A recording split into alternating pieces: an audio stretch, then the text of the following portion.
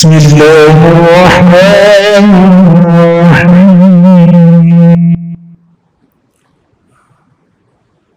نحمد ونصلي ونسلم على رسوله الكريم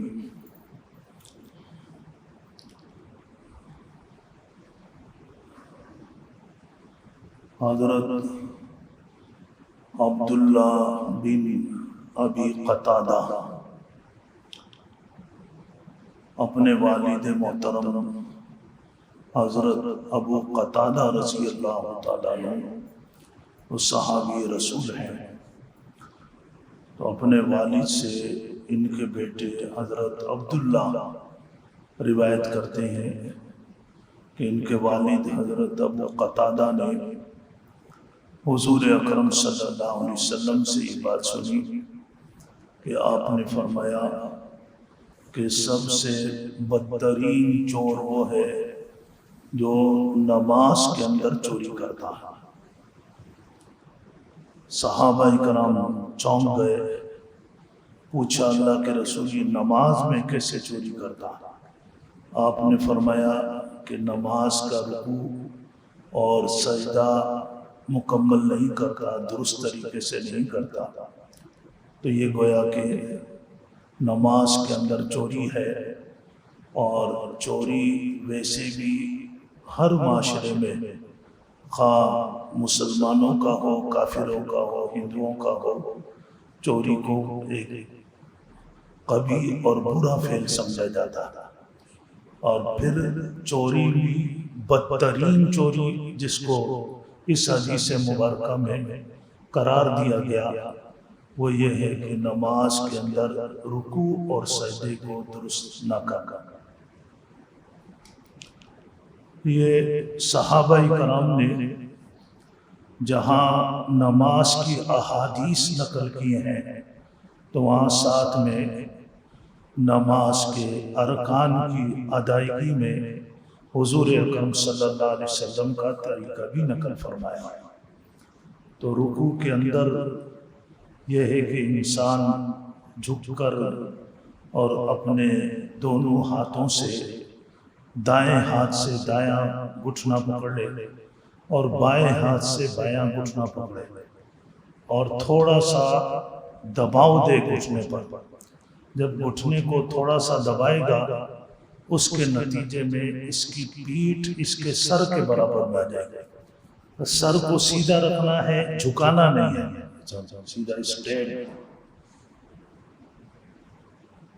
اب یہ رکوع کی جو حالت تھی مسنون طریقے پہ رکوع ہوگا اس کا۔ پھر رکوع کے اندر کم سے کم 3 تسبیحات، یہ مسنون درجے کا کم سے کم۔ فرض تو یہ کہ آپ ایک تسبیح پڑھ لیں گے سبحان ربی العظیم، فرض ادا ہو جائے گا، لیکن سنت کا کم سے کم درجہ 3 تسبیح ہے۔ پھر اس سے زیادہ 5 پڑھ لیں، 7 پڑھ لیں، 11 پڑھ لیں، وہ طاق عدد کے اندر جتنا بھی پڑھے وہ منع نہیں۔ اس کے بعد جب رکوع سے کھڑے ہوں، سمیع اللہ لمن حمیدہ کہا، سیدھے کھڑے ہو جائیں، سیدھے کھڑے ہوں کہ اعضاء کے اندر حرکت ختم ہو جائے۔ کتنا آدمی کھڑا ہو بھی ہل ہی رہا ہوتا ہے، سیدھا سجدے میں جائے، کھڑا ہوا سیدھا کہ اعضاء کی حرکت ختم ہو گئی، بالکل ساکن ہو گیا، اب اس سے سجدے میں جائے، سجدے میں جائے۔ اور سجدے کے اندر سجدہ کرنے کی جو کیفیت ہے آپ کو سمجھانے کے لیے آسان، یہ بالکل وہ کیفیت جس میں ہم ہاتھ باندھتے ہیں، یہ انگلیاں کانوں کی یہ لو کے برابر ہے، یہی سجدے کی حالت ہے۔ اب سجدے میں ہوں تو یہی کیفیت ہونی چاہیے سجدہ، اور انگلیوں کو بالکل ملانا جوڑنا نہیں ہے، قریب رکھنا ہے، قبلہ رخ رکھنا ہے۔ اور دوسری بات سجدے میں جس کا خاص اہتمام مردوں نے کرنا ہے وہ ہے کہ سجدے کی حالت میں یہ کلائی کہلاتی ہے، یہ زمین کے ساتھ ٹچ نہیں ہونی چاہیے، یہ زمین سے اوپر ہونی چاہیے۔ اور اکیلے جب نماز پڑھیں برابر میں کوئی نہ ہو تو پھر یہ کونیاں دائیں بائیں نکلنی چاہیے۔ اور جب جماعت کے ساتھ نماز پڑھ رہے ہو تو دوسرے کو اپنی تکلیف سے بچانے کے لیے پھر کونیا انسان تھوڑی اندر کی طرف سمیٹ لیتا ہے۔ اب یہ سجدے کی حالت ہے، تو یہ تھوڑا موٹا موٹا میں آپ کو بتایا۔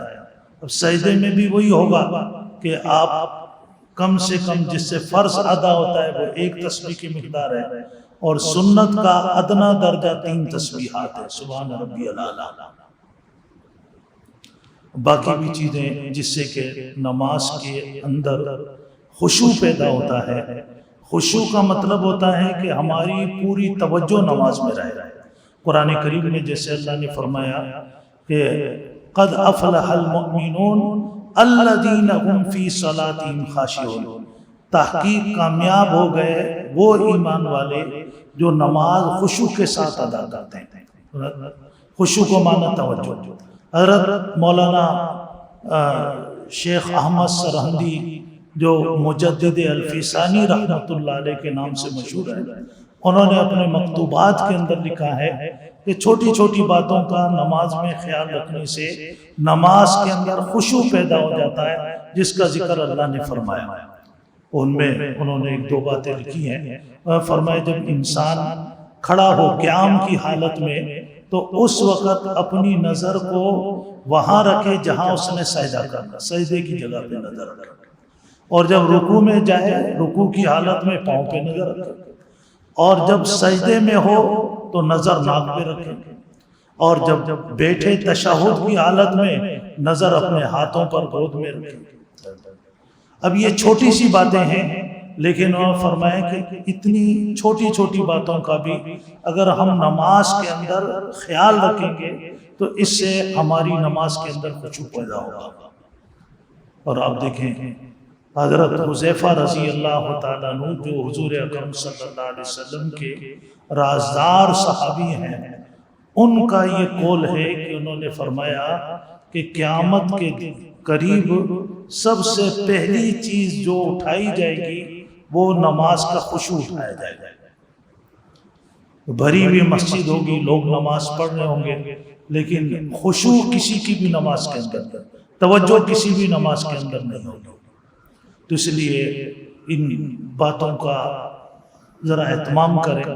اللہ نے جب ہمیں نماز پڑھنے کی توفیق دی ہے، اس پر ہم اللہ کا شکر بھی ادا کریں، اور اس کے ساتھ تھوڑا سا ہم اس کا خیال رکھیں گے تو ہماری نماز کے اندر خشوع پیدا ہوگا۔ تو نماز پڑھنے کا جیسے اللہ نے حکم دیا ہے، تو اسی طریقے سے ایسے نمازی بھی ہیں جن پر اللہ نے سخت تنقید کی ہے۔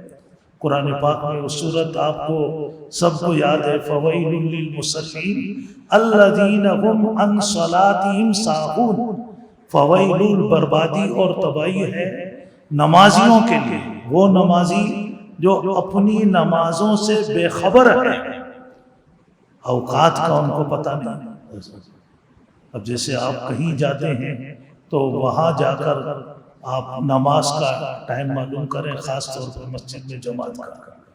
ایک ساتھی نے بڑا عجیب جو ہے وہ ایک کلپ بھیجا کہ یہ پہلے مسلمانوں میں یہ تھا کہ کہیں جاتے تھے تو وہاں گھر والوں سے پوچھتے تھے کہ بھئی یہاں قریب مسجد ہے کوئی قریب، پھر پوچھتے تھے اذان کا ٹائم کیا ہے، جماعت کس ٹائم پر ہوتی ہے۔ اور آج کل کہا کہ جہاں جاتے ہیں تو پہلا سوال کرتے ہیں کہ جی یہاں وائی فائی آتا ہے اور اس کی سروس کیسے ہے، آپ کے پاس موبائل کا چارجر ہے۔ اب یہ سوالات ہوتے ہیں کیونکہ دین سے دور ہو گئے، اور جب دین تھا تو یہ سوال وہاں پہنچ کر پوچھتے تھے یہاں قریب میں مسجد ہے، اذان کا ٹائم کیا ہے، جماعت کس وقت ہوتی ہے۔ تو جب ہم اپنے اس پر آئیں گے انشاءاللہ پھر ہم پہ اللہ کی رحمت ہوگی، اللہ کی برکت بھی ہوگی۔ آج جو نفسا نفسی کا عالم ہے، پریشانی کا عالم ہے، تو اس کی وجہ یہ ہے کہ ہم اپنے دین سے دور ہیں۔ اللہ پاک ہمیں سمجھنے کی عمل کی توفیق نصیب